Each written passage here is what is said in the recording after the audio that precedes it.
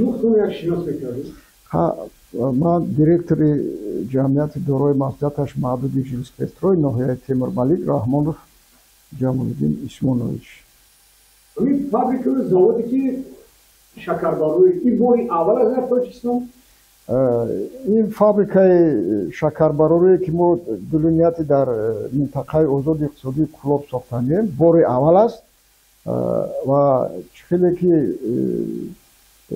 дар газетаи СССР мо хондем ки масалан шакар зарар дораду фалон дорад и қадар ба ҳақиқат рост намеояд.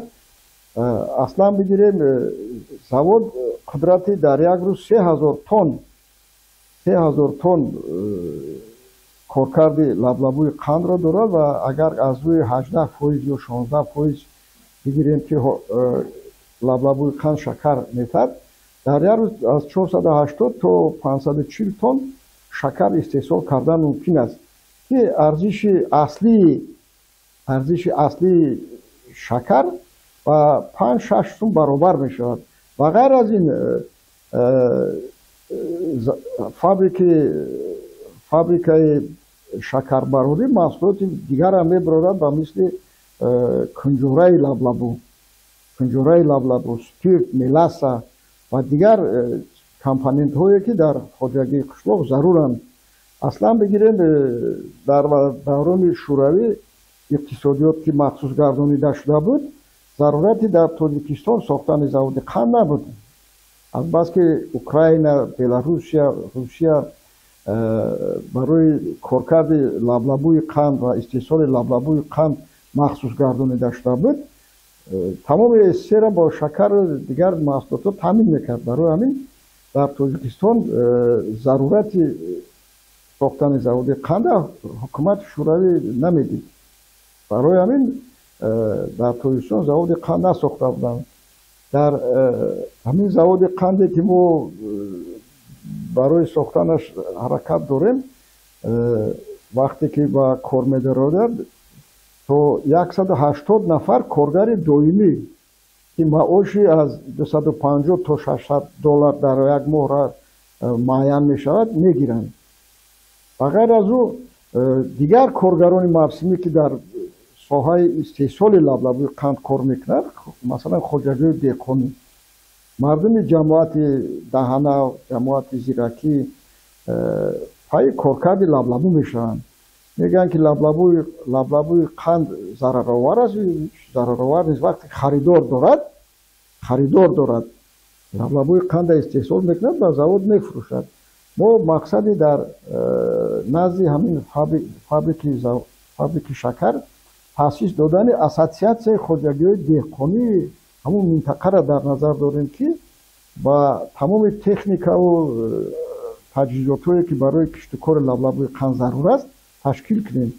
техникаҳои шудгоркунӣ, техникаҳои лаблабӯи қандшинонӣ, коридан, ҷамъоварӣ кардани лаблабӯи қанд, комбайнҳои лаблабӯи қанд ҷамъоварӣ мекардагӣ, техникаҳое ки лаблабӯро кашонда аз саҳро ба фабрика меоранд. ё ҳамаи ҳамин дар лоиҳа дар назар гирифта шудааст ки вақте ки лоиҳа ба кор медарояд дар ҳамун барои фабрика кор кардан қариб 5-6 ҳазор нафар одам машғули кор мешавад.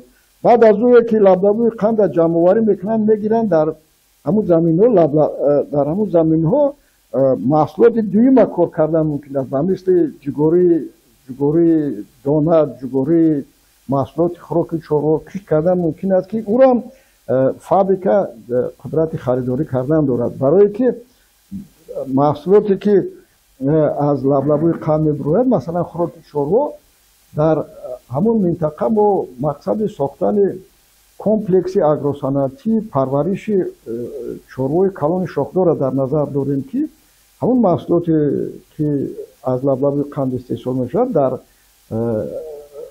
фермаҳои чорвопарварӣ истифода бурда шавад. ва ғайр аз он боқимондаи лаблабӯи қанд мо аз ҳамун хоҷагӯи деҳқонӣ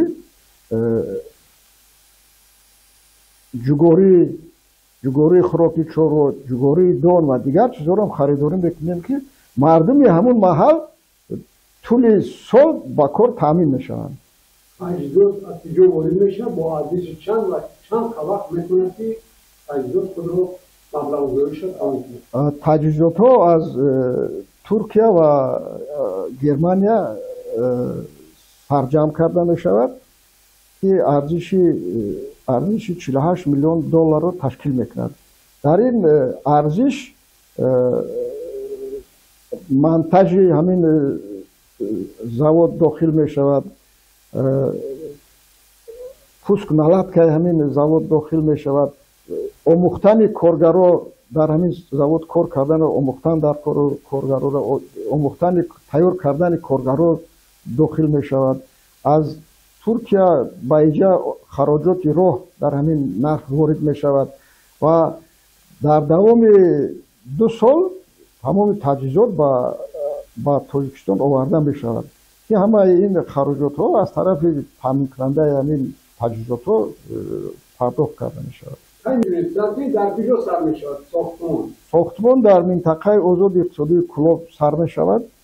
ما تمام حجت های اولیه را تیار کردگی هستیم. ماه ینور نصیب باشد رفته تاسیس دهی کارخانه با زمین جدا کردن کارخانه را با عبدالزاده رئیس منطقه آزاد اقتصادی کلاب پیشکی رفته مصلحت کردگیم.